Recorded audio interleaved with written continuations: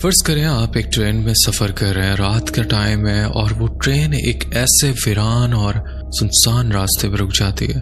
अब आपको वजह भी मालूम नहीं हो रही कि ट्रेन किस वजह से रुक गई है। उसे रुके हुए भी काफ़ी टाइम हो गया और आपकी विंडो से जो बाहर का वीराना है जो बहुत स्पूकी लग रहा है, जिसे देख कर ही डर लग रहा है, और फिर वहाँ कुछ एक्टिविटीज़ होने लगे और पूरी बोगी में एक खौफ व हरास फैल जाए। सोचें कैसा मंजर होगा जहाँ दूर दूर तक न बंदा न बंदे की साथ और ट्रेन रुकी हुई है। अच्छा, काफ़ी लोग कहते हैं जी मेरा जो डायलॉग है न बंदा न बंदे की साथ, ये बड़ा सिमिलर है हर स्टोरी में। यार अब ये कंटेंट ही ऐसा है। अब मैं ये तो नहीं कह सकता कि एतवार बाजार लगा हुआ था और इस मखलूक ने अपना आप जाहिर करवा दिया। ये मखलूक होती ही ऐसी जगहों पर है, वीरानों में, खंडर नुमा जगहों पर, और वो जगह जहाँ पर इस मखलूक ने अपना डेरा जमा लिया। ये स्टोरी भी कुछ ऐसी है। स्टोरी बहुत इंटरेस्टिंग है।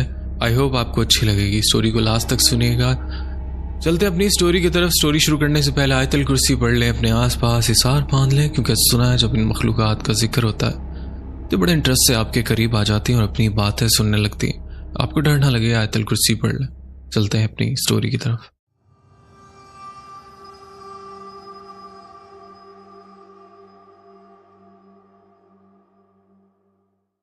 अस्सलाम वालेकुम बद्दान, मेरा नाम सुफियान है और मैं कराची से हूँ।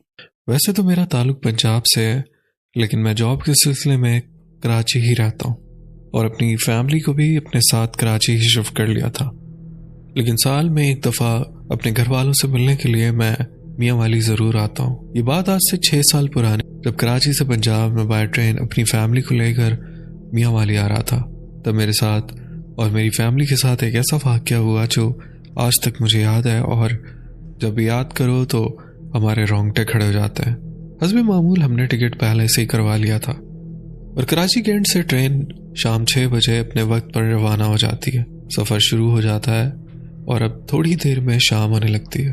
वो ट्रेन अपनी अच्छी रफ्तार में थी और ये सीज़न नहीं था, तो खुशकिस्मती से हमारे जो सामने वाली 3 सीटें थी वो भी खाली थी। हमने 3 सीटें करवाई हुई थी, तो हमें पूरा कैबिन मिल गया और तकरीबन हमारी पूरी बोगी ही खाली थी। तो बहरहाल हमारी आदत थी कि खाना वगैरह हम घर से ही बना कर लाया करते थे। बहरहाल सफ़र चलता रहा, ट्रेन चलती रही, हैदराबाद आया और फिर उसके बाद ट्रेन फिर से अपने सफ़र पर रवाना हो गई। अब अगर आप लोगों ने रोडी स्टेशन देखा होगा तो रास्ते में रोडी स्टेशन आता है।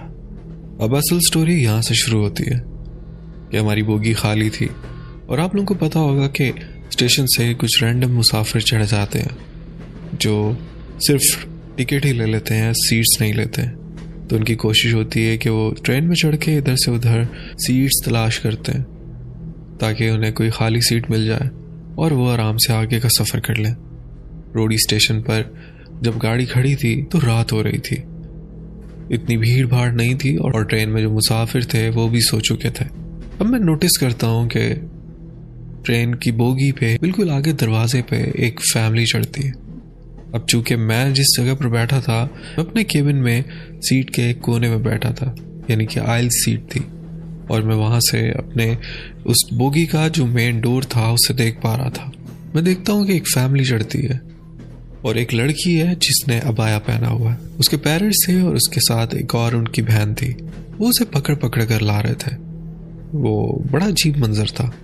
वो लड़की ने अबाया पहन रखा था पर उसकी चाल और चलने का स्टाइल ऐसे था जैसे वो उनके साथ ना जाना चाह रही हो और वो उसे जैसे लेकर ज़बरदस्ती इस कैबिन में आ रहे हो। वो चलते चलते इधर उधर देखते, उन्हें सीट्स उनके मतलब की नहीं मिल रही थी। तकरीबन ट्रेन खाली थी, लेकिन ऐसा था कि हर केबिन में 1 से 2 सीट्स खाली थी। वो शायद यही देख रहे थे कि उनकी पूरी फैमिली एक ही जगह एडजस्ट हो जाए। जब वो हमारे केबिन में आए तो हमारे सामने वाली सीट वो खाली थी। इससे पहले ऐसे था कि हम रास्ते में कोई ना कोई सामने वाली सीट पर लेट जाता या बैठ जाता, लेकिन इत्तेफाक ऐसा था हमारे भी जहन में नहीं आया।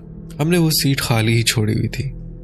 तो बहरहाल वो फैमिली जब हमारे पास आती है तो उस सीट को खाली देखकर वहाँ बैठ जाती है। वो पूरी फैमिली सामने वाली सीट पर एडजस्ट हो गई। अब जब वो बैठती है उसके बाद वो बिल्कुल निढाल टाइप यानी कि पीछे टेक लगा के बैठ जाती है। बहरहाल कुछ ही देर में ट्रेन वहाँ से चल पड़ती है। मैंने उस स्टेशन से सिर्फ पानी की बोतल ली थी, उसके अलावा कुछ नहीं लिया था, और उसके बाद वो ट्रेन चल पड़ती है। अब यहाँ पे बताता चलूँ कि इस ट्रेन में एक मसला था, कभी लाइट आ रही थी कभी जा रही थी, यानी कि इस ट्रेन का जो जनरेटर था उसमें कोई ना कोई फॉल्ट था। बहरहाल उससे ये होता था कभी कभार ट्रेन अंधेरे में डूब जाती थी। वो गर्मियों के दिन थे और पंखा भी चल रहा था। लाइट के बगैर तो गुजारा था, लेकिन ट्रेन का पंखा बंद होता तो हब्स हो जाती। खिड़कियाँ खोल रखी थी और बाहर से ही जो हवा आ रही थी उसी का आसरा था। बहरहाल ट्रेन चलती रहती है। अब जो ट्रेन के बाहर का मंजर था वो बिल्कुल वीरान और सुनसान, और जब वो ट्रेन उस वीराने में चल रही थी तो इत्तेफाक से फिर से लाइट चली गई, पंखा भी बंद हो गया और लाइट्स भी ऑफ हो गई। ट्रेन में घुप अंधेरा। मुझे वो सामने वाली फैमिली बड़ी सस्पिशियस सी लग रही थी। अब यहाँ मैं बताता चलूँ, यहाँ मेरी बीवी और मेरे बच्चे, वो भी उन्हें देखकर बहुत हैरान थे। मेरी वाइफ ने मुझे कान में कहा कि ये लड़की देख रहे हो, इसके साथ जो इसकी बहन है उसने कोई अबाया या उसने कोई ऐसा स्कार्फ नहीं लिया हुआ, लेकिन इसको इतना अबाया में इन्होंने रखा हुआ, ये मुझे कुछ ठीक नहीं लग रहा। ये बात कहना ही था। मैंने भी इसे कहा कि परेशान नहीं हो, कोई मसला नहीं। अब चूंकि ट्रेन में जो गार्ड्स होते हैं वो इधर से उधर मूव करते रहते हैं, थोड़ी देर में कोई ना कोई गार्ड ट्रेन में चक्कर लगा रहा था, तो हमें तसल्ली थी कि ऐसा कोई मामला भी हुआ तो ट्रेन में गार्ड्स मौजूद हैं। बहरहाल ऐसा होता है कि ट्रेन चलते चलते एक वीराने में जाकर एकदम से ब्रेक लेती है। अब यहाँ चीज़ बताता चलूँ कि जब वो फैमिली आकर बैठी थी तब तो ऐसी कोई आवाज़ नहीं थी, लेकिन जब ये ट्रेन रुकती है तो हमने फील किया कि अबाए के पीछे से एक आवाज़ आ रही थी। वो आवाज़ ऐसी थी जैसे कोई घुर्रा रहा हो, जैसे इस टाइप की वो आवाज़ निकाल रही थी। वो आवाज़ बहुत अजीब थी। शायद ट्रेन चल रही थी तो हमने वो आवाज़ नोटिस नहीं की, लेकिन अब जब ट्रेन रुकती है बिल्कुल सन्नाटा हो जाता है। उसमें वो आवाज़ हमें साफ सुनाई देती है। वो आवाज़ ऐसी जैसे कोई फ़ोन साइलेंट पे लगा हो और जब वो किसी टेबल पे रखा हो और वाइब्रेट कर रहा हो, थोड़ी थोड़ी देर बाद उसकी वाइब्रेशन की साउंड वो बिल्कुल वैसा साउंड क्रिएट कर रही थी। न जाने उसे क्या था। अब हमारी हैरत में और इजाफा होने लगा। ट्रेन की लाइट भी नहीं थी और अंधेरा था। तकरीबन वो 2-4 मिनट बाद हल्की सी फ्लिकिंग करती और फिर चली जाती। अब जब वो आवाज़ हमने सुनना शुरू की उसी दौरान वो लाइट फ्लिकिंग करके बंद हो गई, और जब हमने रोशनी में देखा वो लड़की बकायदा मूव कर रही थी, जैसे न जाने उसे क्या हो रहा हो। ये बड़ा अजीब सीन था। और लड़की के साथ जो उसके पेरेंट्स थे वो भी बहुत ज़्यादा नर्वस थे। उन्होंने क्या किया, जब सन्नाटा हो गया और उसकी आवाज़ बहुत गूंजने लगी तो उन्होंने उस लड़की को कहा कि तुम ऊपर जाकर लेट जाओ। अदान यहाँ से और ज़्यादा खौफनाक बात शुरू होती है। उन्होंने उसको कैसे तैसे बर्थ पर लिटा दिया। वो लड़की बर्थ पर बैठी और ऊंची आवाज़ में वो वही साउंड क्रिएट करने लगी, और अब वो पहले तो बहुत कम आ रहा था, अब बहुत ज़्यादा आ रहा था, और ऐसा लगता है जैसे कोई उस लड़की को उस बर्थ से हवा में उठाता है और धड़ाम करके उस बर्थ पे मार देता है। मेरी वाइफ ने हिम्मत करके उस फैमिली में जो लेडी थी उनसे बात की। उन्होंने कहा कि सब खैरियत है। तो लेडी ने बहुत घबराते हुए मेरी वाइफ को कहा कि बस इसकी तबीयत ख़राब है और हम इसको चेक करवाने लेकर जा रहे हैं। बहरहाल उन्होंने बहुत शॉर्ट बात की। वो होता है ना कि अगर आप किसी से बात करो और अगला बात करने के मूड में नहीं है तो उसकी बात से अंदाज़ा हो जाता है। बिल्कुल ऐसा ही था। मेरी वाइफ ने जब उससे बात की तो उस औरत ने बात को ज़्यादा बढ़ाया नहीं, बस शॉर्ट में एक आंसर दिया और बात वहीं ख़त्म हो गई। मेरी वाइफ अब मेरे कान में जो नॉर्मल बात कर रही थी अब वो भी नहीं कर पा रही थी कि बहुत सन्नाटा और बहुत ज़्यादा सुकून का माहौल था। अब ट्रेन में जो अंधेरा हो चुका था और मेरा फ़ोन भी चार्ज नहीं था, तो मैं पहले तो फिर भी लाइट ऑन कर लेता था, लेकिन मैं लाइट ऑन नहीं कर पा रहा था क्योंकि पीछे सफ़र में ट्रेन काफ़ी देर से ऐसे ही चल रही थी, कभी लाइट आती कभी नहीं, और आ भी जाए तो ना होने के बराबर, तो इसीलिए फ़ोन चार्ज नहीं था। लेकिन इस बोगी में कुछ लोगों ने दूर दूर अपने मोबाइल की टॉर्चेस ऑन रखी हुई थी। अब वो जो फ्लिकिंग वाला सीन था वो तकरीबन कोई 4-5 मिनट बाद वो लाइट फ्लिकिंग करती थी और फिर से वो लाइट फ्लिक करती है। तो मैं देखता हूँ वो लड़की ऊपर बर्थ पे लेटी हुई हम सबको देख रही है। उसने अपना स्कार्फ ऊपर कर रखा है, उसका चेहरा हम देख पा रहे थे। उस लड़की की आंखें इतनी खौफनाक थी और वो हमें बड़े घूर कर देख रही थी जैसे हमें खा जाएगी। उसकी आंखों से बहुत दहशत टपक रही थी, वो बहुत डरावनी लग रही थी। हम लोग बहुत परेशान हो गए उस लड़की को देख के। बहरहाल वो मुसलसल टिकटिकी बांधे बर्थ से हमें देख रही थी और उसके नीचे ही उसके पेरेंट्स से उसकी बहन बैठी हुई थी। हमने उन्हें कहा कि देखें ये बच्ची ऐसे हमें देख रही है। उसकी माँ फौरन उठती है और उसका स्कार्फ उसके मुंह पे कर देती है, लेकिन फिर भी उससे उसकी आंखें नजर आ रही थी। अब ट्रेन में इतनी हल्की रोशनी थी कि हम इसे महसूस कर पा रहे थे कि वो हमें ही देख रही है। हमें इसे देखकर बहुत डर लगने लगा कि न जाने इसे क्या मसला है। और ये आवाज़ें भी बहुत अजीब अजीब निकाल रही थी, तड़प रही थी ऊपर बर्थ पे। अब अदनान बताता चलूँ कि उस जगह का माहौल और पुरसरारियत और चूंकि बाहर का माहौल इतना खौफनाक था और फिर हमारे साथ एक अजीब सस्पिशियस सी फैमिली, ये बच्ची अजीब तरीके से हू कर रही थी। अब माहौल में खामोशी हो गई। अंधेरा था तो मैं समझ नहीं पाया। मुझे ऐसा लगा वो लड़की पीछे होकर बर्थ पर लेट गई है, शायद खामोश हो गई। तो मैंने भी गनीमत जानी और सुकून का सांस मिला। हमें थोड़ी देर बाद ऐसे लगने लगा जैसे बाहर की तरफ कोई ट्रेन के नीचे वाली साइड पे लोहे की किसी चीज से ज़रब लगा रहा हो। अब चूंकि माहौल में खामोशी ऐसी थी कि वो आवाज इतनी ज्यादा गूंजती और फिर खामोश हो जाती।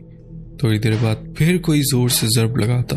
अब अदनान, अगर आप उस सिचुएशन में हो और आप इसी तरह रात में सफ़र कर रहे हैं और ट्रेन एक वीराने में रुक जाए तो आपको बहुत ही खौफ आएगा ये सोच के कि बाहर कौन है। किसी की इतनी हिम्मत नहीं कि इस अंधेरे में, इस वीराने में बाहर उतर जाए या बाहर की तरफ दरवाज़ा खोल के भी देख ले। लेकिन कोई नीचे कैसे उतर सकता है? शायद ट्रेन का ही कोई इंतज़ामिया का बंदा है और ट्रेन को कुछ ठीक करने में लगा हुआ है, हम यही समझे। लेकिन फिर भी बाहर का मंजर बहुत ही खौफनाक था। कुछ विंडोज लोगों ने खोल रखी थी और कुछ लोगों ने बंद कर दी। और जब ये आवाज़ आने लगी तो कुछ लोग उठे और ट्रेन की बोगी का दरवाज़ा दोनों तरफ से बंद कर दिया। अब यहाँ मैं बताता चलूँ कि ट्रेन में जो चीज़ें बेचने वाले होते हैं वो बहुत पहले इस ट्रेन में फेरा लगा कर गया था। वो जो ट्रेन में एक गली सी होती है उस गली में ही घूमते रहते हैं। वो इस ट्रेन में आता है और कहता है कि अपने ट्रेन के दरवाजे बंद कर लें, ये जगह ठीक नहीं है। और अभी किसी ने देखा है कि जंगल से कोई अजीब सी चीज़ निकल के आई है और ट्रेन के नीचे घुस गई है। हो सकता है कोई जानवर हो या कोई और ही चीज़।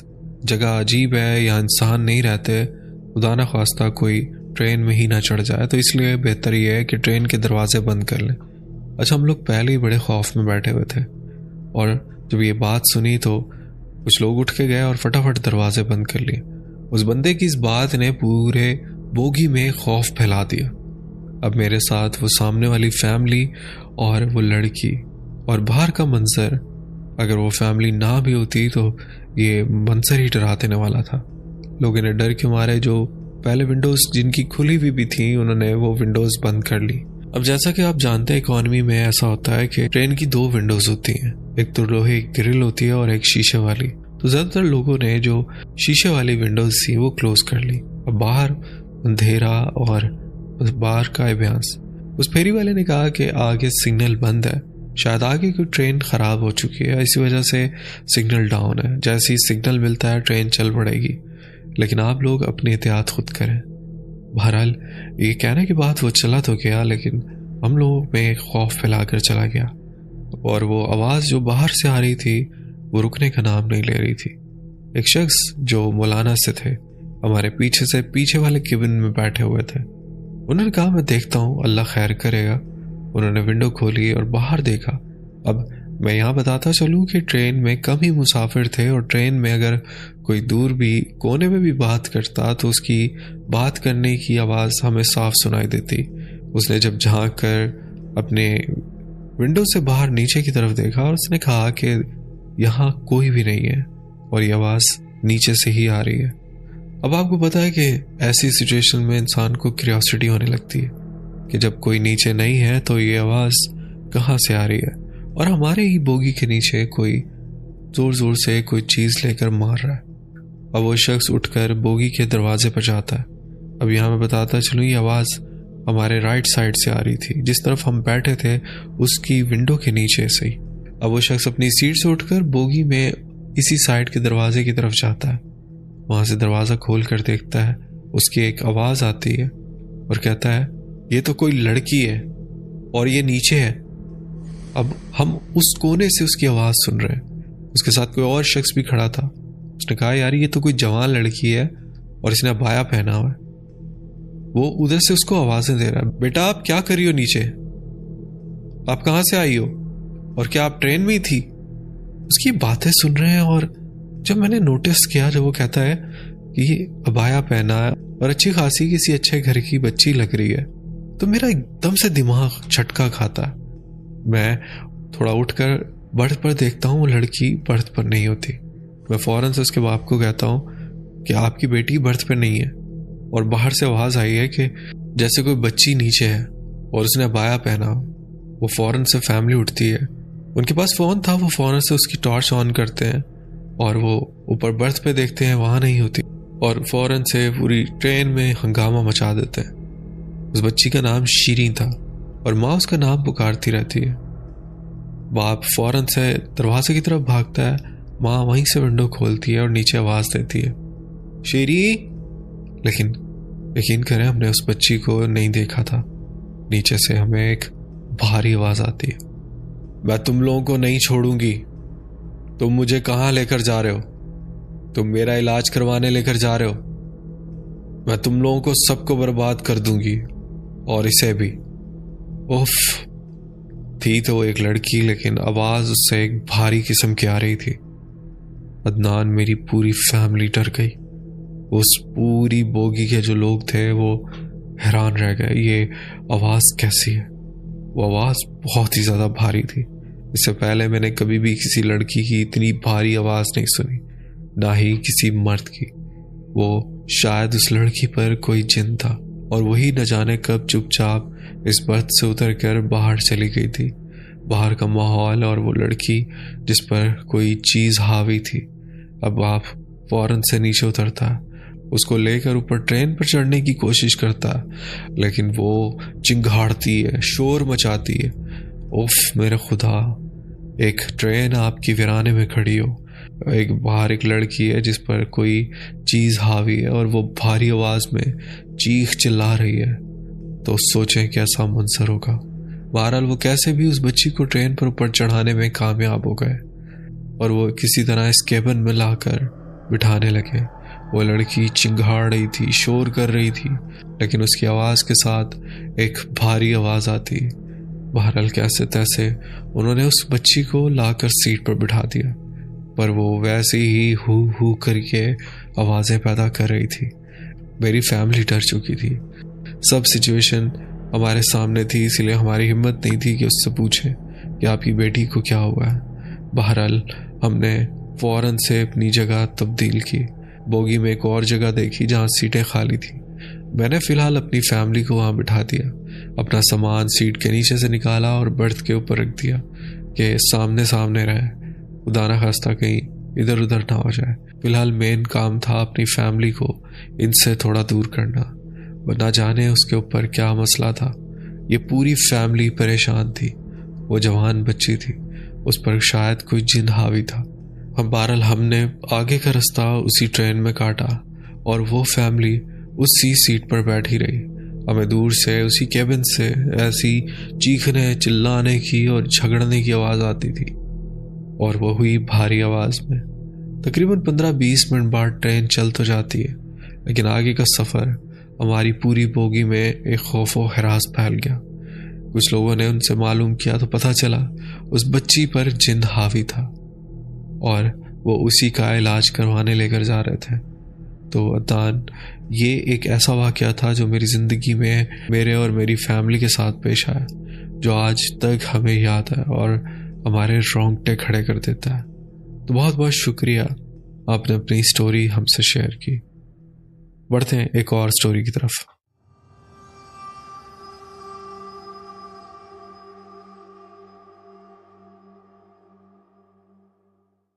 अस्सलाम वालेकुम अदनान, कैसे हैं आप? उम्मीद है आप खैरियत से होंगे। ये बात 2017 की है, स्टोरी थोड़ी लंबी है, मैं आपको चीज़ें शॉर्ट करके बता रहा हूँ। हम कुछ कज़न्स और दोस्त 2017 जुलाई के मौसम में नॉर्दर्न साइड घूमने का प्लान बनाते हैं। हुआ कुछ यूँ कि हम एक दिन उठे तो देखा कि बारिश बहुत है। मैंने कज़न को कहा कि यार कल निकलेंगे। मैं दरअसल ये चाहता था कि आज अपने गांव जाऊं और अपने चाचा से उनकी गाड़ी ले आऊं। उनकी गाड़ी मुझे बहुत पसंद थी, वो पहाड़ी इलाके में ही चलने वाली गाड़ी थी। टोयोटा सर्फ गाड़ी थी और बहुत ज़बरदस्त थी। मैं अपने कज़न को लेता हूँ जो हम कज़न्स में सबसे बड़ा है, वो मेरे साथ चलता है। मैं बताता चलूँ, हमारे गांव लाहौर से 450 किलोमीटर के फासले पर है। हम कहते हैं कि बस से नहीं ट्रेन से जाएंगे, थकावट नहीं होगी और गाड़ी लेकर लाहौर आ जाएंगे और तैयारी करके सवात चले जाएंगे। वो यूँ कि हम ट्रेन की टिकट करवाते हैं और रात को 9 बजे ट्रेन में सवार हो जाते हैं। हम लाहौर से निकलने से पहले अपने चचा से राब्ते में थे, तो वो हमारा इंतज़ाम कर रहे थे। हमारे पास सिर्फ हमारे मोबाइल और वॉलेट थे। हम सवार हुए और मियाँ वाली के लिए निकल गए और सो गए। कहानी हमारी असल यहाँ से शुरू होती है। अचानक तकरीबन 1 बजे का वक्त होगा और ट्रेन झटका मार कर खड़ी हो जाती है। मेरा कज़न और मैं अचानक उठ जाते हैं। मेरा कज़न मेरी तरफ और मैं उसकी तरफ गैर मामूली नज़र से देख रहे थे। मेरा कज़न कहता है, क्या हुआ अल्तमश? मेरे कज़न का नाम वसीम है। मैंने कहा, भाई मैं भी तुम्हारी तरह सो रहा था। फिर असल में पाँव के नीचे से ज़मीन तब निकलती है जब हमें महसूस हुआ कि ट्रेन के इस डब्बे में हम दोनों के अलावा कोई नहीं है।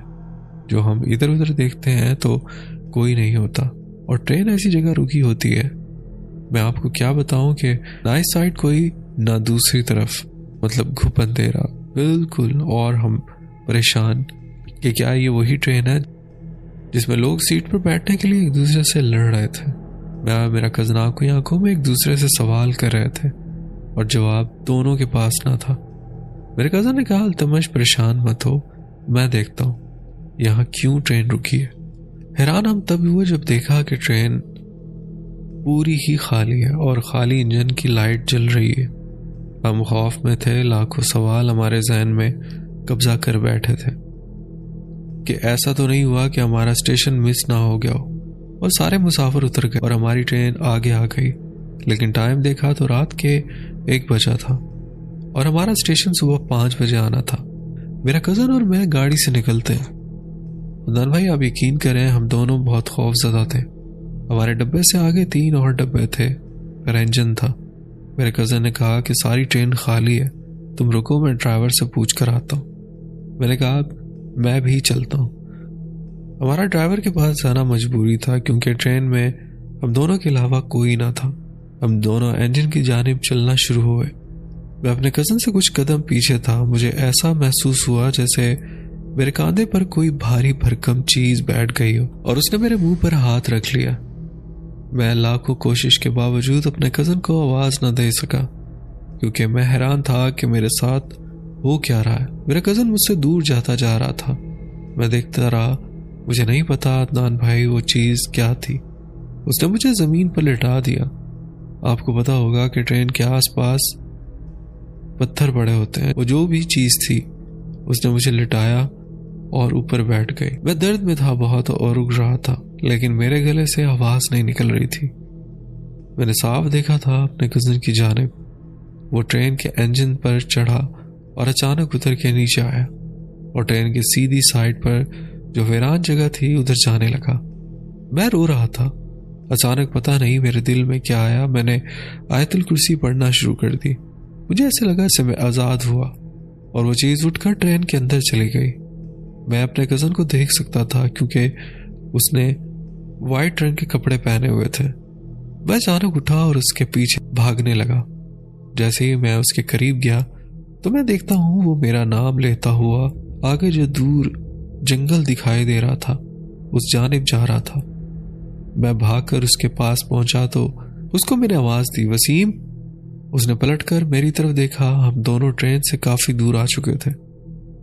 आप यकीन करें, जैसे ही उसको मैंने आवाज दी वो पलटा और मेरी तरफ हैरत से देखकर कहता है, अल्तमश तू यहाँ है? तो वो कौन था? मैंने हड़बड़ाते हुए पूछा, कौन? कहाँ? उसने इशारा करते हुए उस जानिब हाथ किया जहां वो था। हम दोनों ने उस तरफ देखा तो हमसे काफी दूर बिल्कुल हम दोनों कजन के हम शक्ल खड़े हुए देखकर वहशतनुमा हंस रहे थे। यकीन करें हम पागल हो चुके थे। हमें अचानक ऐसे महसूस हुआ जैसे हमें पीछे से किसी ने हाथ मारा हो हमारे कंधे पर। देखा पीछे तो 3 पुलिस वाले खड़े थे जिनके हाथ में टॉर्च थी। इन्होंने कहा, बच्चों तुम यहाँ क्या कर रहे हो? देखो ट्रेन ठीक हो गई है और कब से हम तुम्हें आवाज़ें दे रहे हैं, चलो। वो हमारे हाथ पकड़ के हमें अपने साथ लाए और जब वो हमें ट्रेन में चढ़ाने लगे तो हम हैरान थे। ट्रेन उस ही तरह खचाखच भरी हुई थी और हम दोनों की जुबान को जैसे किसी ने बंद कर दिया हो। मेरे कजन ने एक पुलिस वाले को कहा, भाई आपने उन दोनों को नहीं देखा? कहता, कौन दोनों? तुम्हारे साथ और भी कोई था? मेरा कजन चुप कर गया। हम ट्रेन में बैठे तो साथ वाले मुसाफिर अजीबो गरीब नजरों से हमें देख रहे थे। ये लड़का उठा और कहता, भाई पानी पियोगे? हमने कहा जी। तो उसने पानी पिलाकर पूछा, जैसे ही ट्रेन रुकी थी, तो आप दोनों ट्रेन से उतरकर जंगल की तरफ क्यों जा रहे थे? हम बहुत घबराए थे। मेरा बड़ा कजन बहुत हौसले वाला है। उसने और मैंने इसको सारा मामला बताया। वहां पर वो हैरान था और कहता है कि अल्लाह का नाम लो और लेट जाओ। हम खौफज़दा थे। हम आपस में भी एक दूसरे से बात नहीं कर पा रहे थे। फिर हमारा स्टेशन आता है। हम स्टेशन पर उतरते हैं तो हम एक दूसरे को बोलते हैं, हमारे साथ हुआ क्या? मेरे कजन ने शुरू से बोलना स्टार्ट किया। जब मैं इंजन की तरफ जा रहा था तो मैंने पीछे मुड़कर देखा तो तुम पैदल चलते हुए जा रहे थे। मैंने तुम्हें आवाज दी, तुम नहीं सुन रहे थे। मैं इंजन ड्राइवर से कुछ पूछे बगैर उतर कर तुम्हारे पीछे आने लगा। कुछ देर बाद तुमने मुझसे पीछे से आवाज लगाई। फिर मैंने उसको सारी बात बताई जो मेरे साथ हुआ था। यार इतनी देर में चचा हमें लेने आ गए और हम स्टेशन से घर की जानिब चल पड़े। अभी कहानी खत्म नहीं हुई। हम घर पहुंचे और खाना खाकर गाड़ी को साफ करने लगे। हमने ये बात किसी को भी नहीं बताई, जो हमारी बात में बहुत बड़ी गलती साबित हुई। हम फिर आराम करने के बाद जोहर की नमाज अदा करने के बाद लाहौर के लिए निकलते हैं। मेरे चचा अपने दुआ में हमें अलविदा कहते हैं। हम अभी मियाँ वाली से लाहौर जीटी रोड इस्तेमाल कर रहे थे। फिर आगे सरगोदा से मोटरवे पर सफ़र करना था। वह यूं कि हमें सफ़र करते हुए 1 घंटे से कुछ ज़्यादा ही हुआ था तो आगे एकदम बारिश वाला मौसम बन गया। दान भाई आप यकीन जानिए ऐसा तूफान हमने आज तक नहीं देखा। मेरे कज़न ने कहा, तमश गाड़ी किसी सर्विस स्टेशन पर पेट्रोल पंप पर रोक दो। मैंने यही किया। एक पेट्रोल पंप आया और मैंने वहाँ गाड़ी साइड पर लगा दी। आपको यकीन नहीं होगा कि बारिश इतनी ज़्यादा तेज थी कि ऐसे लग रहा था जैसे गाड़ी की छत पर कोई पत्थर मार रहा हो। हमने 1 घंटा इंतज़ार किया लेकिन बारिश नहीं रुकी। हमने फैसला किया कि आहिस्ता आहिस्ता चलते हैं वरना रात हो जाएगी। और कज़न बाकी इंतज़ार कर रहे हैं कि कब हम लाहौर पहुँचे और कब वहाँ से तैयारी करके आगे जाएंगे। मैंने गाड़ी स्टार्ट की और हम आहिस्ता आहिस्ता गाड़ी रोड पर चढ़ाकर सफ़र करने लगे। मैं गाड़ी की स्पीड 60 से ऊपर नहीं लेकर जा रहा था क्योंकि बारिश बहुत तेज़ थी और दिखाई मुश्किल से दे रहा था। हैरत थी और इस रोड पर गाड़ी बहुत कम थी, शायद बारिश की वजह से या जो वो हमारे साथ होने वाला था उस वजह से। जब हम आगे की जानिब बढ़ रहे थे तो अचानक गाड़ी को एक झटका लगा। हमें लगा जैसे गाड़ी के नीचे कोई आया है, जैसे हमने गाड़ी के नीचे किसी को दे दिया। मेरे पाँव के नीचे से ज़मीन निकल गई। डर तो पहले ही दिल में था और इस बार ये खौफ था कि मैंने गाड़ी के नीचे किसको दे दिया। अब दोनों कज़न एकदम गाड़ी रोक कर नीचे उतरे। देखते हैं कि आसपास कोई नहीं होता। फिर देखा कि गाड़ी के नीचे ना कोई फंसा हुआ है और ना ही कोई था। हम परेशान हैं कि ये क्या हुआ। बारिश रुकने का नाम ही नहीं ले रही थी और हमारे कपड़े भीग चुके थे। हमें एक लड़की की ज़ोरदार चीख की आवाज़ आई। वो आवाज़ इतनी शिद्दत की थी कि हमें कानों पर हाथ रखने पर मजबूर कर दिया। रोड के दोनों जानिब फसल थी और कुछ दरख्त। हमें यकीन हो चुका था कि हमारी गाड़ी से कोई जख्मी हुआ है। पहले तो जहन में आया कि भाग चलते हैं, फिर सोचा नहीं, गलती हमारी है, अगर कोई ज़्यादा जख्मी है तो हॉस्पिटल ले जाएंगे। फिर मौसम कुछ ऐसा था और बारिश इतना तेज़ हमारे कानों में जहाँ से चीख की आवाज़ आई थी, हम उस जानिब चल पड़े। कुछ फसलों में आगे जाने के बाद देखा तो एक लड़की जिसकी उम्र तकरीबन 20-25 साल होगी, सफ़ेद लिबास में जख्मी हालत में लेटी हुई थी। हमें कुछ समझ नहीं आ रही थी। मेरे कज़न वसीम ने कहा कि अल्तमश इसको उठा अस्पताल लेकर चलते हैं, खुदा ना खास्ता मर ना जाए। वक्त शाम के 5 बज गए थे और हम लेट हो रहे थे। हमने लड़की को उठाया। यकीन जानिए लड़की इंतहा की खूबसूरत थी, लेकिन जब हम उसको उठाने लगे तो ऐसा लग रहा था हम कोई बहुत ही वजनी चीज़ उठा रहे हैं। हमने अल्लाह का नाम लिया और लड़की को उठाकर बहुत मुश्किल से गाड़ी के पीछे लिटाया। मेरा कज़न और मैं जल्दी से गाड़ी में बैठे और अस्पताल की तरफ जाने लगे। मैप पर 18 किलोमीटर दूर अस्पताल शो हो रहा था। जहाँ मैं गाड़ी 60 पर चला रहा था, वहाँ मैंने गाड़ी 100 की स्पीड पर चलाई। अचानक में महसूस हुआ लड़की जो बेहोश थी अचानक उठकर बैठी। मैंने बैक मिरर में देखा तो लड़की बैठी हुई थी। मेरे कज़न ने कहा गाड़ी साइड पर लगाओ। मैंने गाड़ी साइड पर लगाई। पीछे देखा तो लड़की के मुंह पर उसके बाल आए हुए थे और वो अजीब तरह से हंस रही थी। मेरे कज़न ने पूछा बहन तुम ठीक हो? उसने जवाब ना दिया। हंसते हंसते वो रोने लगी। हम समझे वो जहनी मरीज है। अचानक कहती है भारी भरकम आवाज में कि तुम क्या समझे, कल रात तुम बच गए थे तो क्या आज बच जाओगे? दाद भाई अल्लाह की पनाह, हम खौफजदा हो गए। ये कहती उस लड़की का चेहरा खौफनाक हालत तैयार कर गया और अचानक उसने बाल अपने मुंह से हटाए। उसकी आंखें लाल अंगारे की तरह और चेहरा आधा जला हुआ था। हम एकदम गाड़ी से निकले और हम किस जानिब भागे ये हमें नहीं पता। हम काफ़ी देर भागने के बाद एक गांव में पहुंचे जिसका नाम अटाली है। वहाँ शुरू में ही एक मस्जिद थी। मैं बताता चलूँ कि जब हम गाड़ी से निकलकर भाग रहे थे तो ऐसा लगा जैसे हमारे पीछे 15-20 लोग भाग रहे हैं, लेकिन हम भागते हुए उस गांव की मस्जिद में जा पहुंचे। यकीन मानिए वो कदमों की आवाज़ ने हमारे पीछा मस्जिद तक किया। जैसे ही हम मस्जिद के सहन में पहुंचे तो हम बेहोश हो गए। वहाँ मस्जिद के इमाम और इंतजामिया के कुछ लोग थे। इन्होंने हमें उठाया और लिटा दिया। हम बहुत खौफजदा थे। जब हमें होश आया तो मस्जिद के लोगों ने कहा बच्चों तुम कौन हो, क्या हुआ तुम्हारे साथ? मस्जिद का इमाम बहुत उम्र रसीदा और निहायत नफीस और नूरानी चेहरे वाला इंसान था। उसने हमें कहा कि बेटा उठो, हिम्मत करके बताओ क्या हुआ।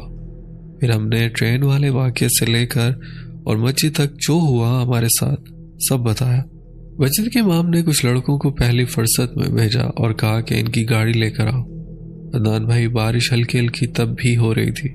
कुछ गांव के लड़के गए और हमारी गाड़ी लेकर आ गए, लेकिन लड़के जब गाड़ी लेकर आए तो उनकी भी तबीयत ख़राब हो गई। लड़कों से पूछा गया कि क्या हुआ तो कहते हैं हाजी साहब जो हम गाड़ी के पास पहुंचे तो देखा कि गाड़ी के अंदर 3-4 काली बिल्लियों की बॉडी पड़ी हुई थी, जैसे किसी जानवर ने खाया हुआ, और बदबू इतनी शदीद थी कि हमें नहीं पता कि हम गाड़ी को कैसे लेकर आए। माजरा बहुत भयानक था। मुझे इमाम ने कहा बेटा रात काफ़ी हो गई है, आप सूरज निकलते ही चले जाना। इमाम मस्जिद को माजरा समझ आ गया था। खैर रात के 12 बज चुके थे। इमाम मस्जिद ने हमें मस्जिद के ऊपर वाले कमरे में हमारे सोने का इंतज़ाम करवा दिया। इमाम मस्जिद की फैमिली भी सामने वाले 2 कमरों में रहती थी। हुआ यूं कि मैं और मेरा कज़न हम बहुत खौफजदा थे। आपको पता ही होता है कि गांव देहातों में न लाइट आने का पता होता है और ना जाने का। तो खैर 12-1 का वक्त था। बारिश रुक चुकी थी और हवा चल रही थी। अचानक लाइट चली जाती और हम वसीम, मेरा कज़न, हमारे घर वालों और चचा जिनकी हम गाड़ी लेकर आए थे इनको कॉल पर तसल्लियाँ दे रहा था कि हम ठीक हैं। इतने में लाइट चली गई और मोबाइल के सिग्नल भी। हम थोड़ा और डर गए। अचानक हमारे कमरे का दरवाज़ा खटकता है। हम पूछते हैं कौन, तो बाहर से इमाम मस्जिद की आवाज़ आती है, बेटा दरवाज़ा खोलो, मैं हूँ। हम दरवाज़ा खोलते हैं, इमाम साहब अंदर आते हैं। इनके हाथ में एक दिया होता है। कहते हैं यहाँ लाइट का कोई पता नहीं, रख लो।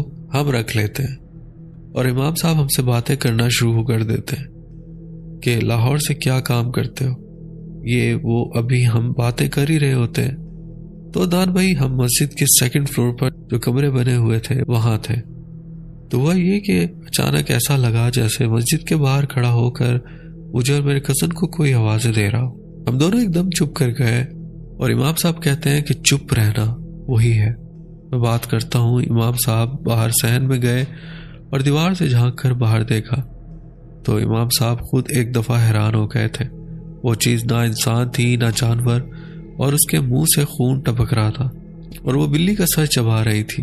हम लोग अपने कमरे की खिड़की से इसको देख रहे थे। अदनान भाई, मैं और मेरा कज़न हम बेहोश जैसी हालत में थे और जब वो चीज़ एक भारी और दहशतनुमा आवाज़ में मेरा नाम और मेरे कज़न का नाम लेकर बुला रही थी, हमारी तबीयत और ख़राब हो गई। मैं सलाम करता हूँ उस इमाम साहब को जो इसको बोलते हैं, कौन है तू यहाँ से जाएगा या नहीं?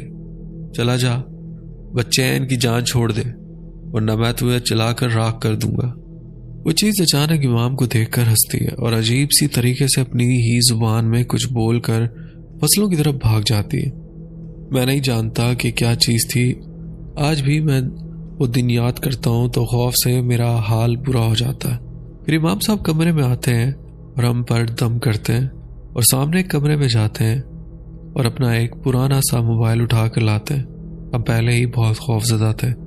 वो कहते हैं कि इसमें एक पीर साहब के नाम से नंबर होगा, इनको कॉल करो। लेकिन हमने कहा इमाम साहब सिग्नल तो आ नहीं रहे। तो कहते हैं बेटा यहाँ टेलीनॉर के सिग्नल हर वक्त आते हैं, आप मेरे मोबाइल से इनको कॉल करो। मैं इनका नंबर डायल करके देता हूँ। तो इमाम साहब पीर साहब से बात करना शुरू हो गए। मुकम्मल खामोशी होने के बायस वो पीर साहब की आवाज़ मोबाइल से निकल रही थी जो हल्की हल्की हमें आ रही थी। इमाम साहब इनको सब हमारे साथ जो 2 दिन से हो रहा था और बाकी जो कुछ देर पहले हुआ था वो सब बताया था। तो पीर साहब ने बस आगे से ही कहा बच्चों को मस्जिद से बाहर मत निकलने देना वरना वो इनको मार देगी, वो जो भी चीज़ है। तो और कहा कि मैं निकल रहा हूँ, बस थोड़ी देर में आपके पास होगा। इमाम साहब कॉल कट करते हैं और कहते हैं लगता है तुम्हारा मामला अब ये पीर साहब ही आकर ठीक करेंगे, बेफिक्र रहो, वो आ रहे हैं। बस 1 घंटे के बाद तकरीबन 2 बजे वो पीर साहब आ जाते हैं और नीचे हमें मस्जिद में बुलवा लेते हैं और हमें बिठाकर पहले हमें कहते हैं जाओ वज़ू करके आओ। हम वज़ू करते हैं और फिर कहते हैं अब तुम खुद अपनी ज़ुबानी सब बताओ। हम सब कुछ बताते हैं, एक एक लफ्ज़, सब कुछ। तो पीर साहब के साथ तकरीबन 12-13 लोग होते हैं और कहते हैं इस चीज़ से बात करना पड़ेगी, हौसले के साथ हमें इसे बात करने के लिए मस्जिद से बाहर जाना पड़ेगा, वरना अगर तुम ऐसे निकल गए मस्जिद से तो वो कोई नुकसान दे सकती है, जानी नुकसान भी। तो उन्होंने कहा बच्चों हिम्मत करो, उठो, हम बाहर जाकर इसको बुलाएंगे और बात करेंगे। हम बहुत खौफजदा थे कि ये आखिर हमारे साथ हो क्या रहा है। लेकिन मेरा कज़न कहता है अल्तमश इतने लोग अल्लाह वाले हैं, सब चल कर देखें तो आखिर हमने इसका बिगाड़ा क्या। मैंने कहा चलो। तो पीर साहब शीशे की कुछ बोतल और एक उनके हाथ में तस्बीह थी। हम काफ़ी लोग 15 या 16 दिल में एक तसल्ली हो गई कि हम अकेले नहीं हैं। पीर साहब, मैं, मेरा कज़न और इमाम साहब और पीर साहब के कुछ ख़ास बंदे थे। जब हम मस्जिद से बाहर निकले तो पता चला पीर साहब की गाड़ियों को देख करके वो कोई ख़ास ही है। खैर हम सब फसलों की तरफ जाने लगे और काफ़ी आगे जाकर खड़े हो गए। पीर साहब ने हमें बुलाया और कहा बच्चों बस आयतुल कुर्सी का वर्द जुबान में जारी रखना और कुछ मत कहना। हमने कहा ठीक है। तो हम पढ़ते रहे और पीर साहब भी कुछ पढ़ना शुरू हो गए। पीर साहब आसमान की तरफ देखकर कुछ पढ़ते रहे। कुछ वक्त गुजरा था और अचानक ऐसा लगा कोई चीज़ हमसे तकरीबन 300 दूर से भागती हुई हमारी तरफ आ रही है। वो चीज़ वही थी जो मस्जिद के पास खड़ी होकर हमें आवाज़ें दे रही थी। हम मस्जिद में थे। मैंने और मेरे कज़न ने आंखें बंद कर ली और हम आयतुल कुर्सी का विर्द करते रहे। हुआ यूं के कुछ चंद सेकंड गुजरने के बाद हमने आंखें खोले तो देखा कि पीर साहब हवा में बातें कर रहे थे और हम ये समझने की कोशिश कर रहे थे कि वो बात किससे कर रहे हैं। पीर साहब बहुत गुस्से की हालत में इसको बोल रहे थे कि तूने खुद को जाहिर करने की हिम्मत कैसे की, तेरी जुर्रत कैसे हुई। भाई हमें हवा में कुछ नहीं दिख रहा था, लेकिन हम तब हैरान और परेशान हुए जब वो चीज़ अपनी भारी और खौफजदा आवाज़ में बोली। लेकिन क्या बोली वो चीज़ भी हमें समझ ना आया, ना हम समझना चाहते हैं। वो जो भी बोल रही थी अपनी ज़ुबान में अजीब व गरीब आवाज़ में, इसका वजूद जाहिर नहीं हो रहा था लेकिन आवाज़ वाज़िया हो रही थी। पीर साहब ने बस इसको कहा, अच्छा तो तेरी इतनी हिम्मत, बहुत मोहलत दे दी तुझे। इन्होंने वो बोतल जो उनके पास थी जिसमें पानी था वो अपने हवा में फेंका, लेकिन उस चीज़ पर फेंका था जो हम नहीं दे सकते थे। हमें आज भी यकीन नहीं आता कि क्या हम वो सब कुछ देख रहे थे। जैसे ही पानी पीर साहब ने फेंका तो अचानक एक ऐसी चीज की आवाज़ आई जो हमारी बर्दाश्त से बाहर थी और अचानक आकर एक गोला सा बना और हवा में गायब हो गया। पीर साहब हमें मस्जिद लेकर आए और 2 तावीज़ अपने गले से उतार कर दिए और कहा, बच्चों इन तावीज़ों को 90 दिन तक गले में डाल कर रखना, उतारना मत, और जैसे ही 90 दिन हो जाएंगे तो मगरिब की नमाज के बाद इनको उतार देना। बेशक हमने वो तावीज़ पहन लिए और मैंने और मेरे कज़न ने पीर साहब से बहुत इसरार किया कि हमें बताएं वो चीज़ क्या थी और क्या बातें कर रही थी। पीर साहब ने कहा, बच्चों तुम्हारे लिए ये जानना काफ़ी है कि वो चीज़ अब तुम्हें तंग नहीं करेगी और तुम लोगों की उससे जान छूट गई है। बस अब फजर की नमाज के बाद बेशक चले जाना। अदनान भाई, हम फजर की नमाज अदा करने के बाद निकलते हैं। पीर साहब और इमाम साहब का बहुत शुक्रिया अदा करते हैं और पीर साहब के कुछ लोग अपनी गाड़ी में हमें काफ़ी आगे तक छोड़ के चले जाते हैं और फिर हम लाहौर के लिए निकल आते हैं। और जब घर पहुंचते हैं तो घर वालों को सब बताते हैं। उस तरह सब लोग अल्लाह का शुक्र अदा करते हैं और हमारे सवात का टूर भी कैंसिल हो जाता है। हम अल्लाह का लाख लाख शुक्र अदा करते हैं कि हम खैरियत से घर आ जाते हैं। अदनान भाई, ये थी मेरी स्टोरी। उम्मीद करता हूँ आपको पसंद आई होगी। इसे अपने चैनल पर लाजमी शेयर कीजिएगा। बहुत शुक्रिया आपने अपनी स्टोरी हमसे शेयर की। और दोस्तों, उम्मीद करता हूँ आज की स्टोरी आपको पसंद आई होगी। स्टोरी पसंद आई हो तो वीडियो को लाइक करना ना भूलेगा और अगर आप मेरे चैनल पर नए हैं तो चैनल भी सब्सक्राइब कर लें, बेल आइकन प्रेस करके ऑल का नोटिफिकेशन ऑन कर लें। इससे होगा ये कि आप मेरी हॉरर स्टोरीज फैमिली का हिस्सा बन जाएंगे। अपना बहुत ख्याल रखिएगा, तो हमें याद रखिएगा। मुझे तो इजाजत, मिलते हैं किसी और इंटरेस्टिंग स्टोरी में। अल्लाह हाफिज।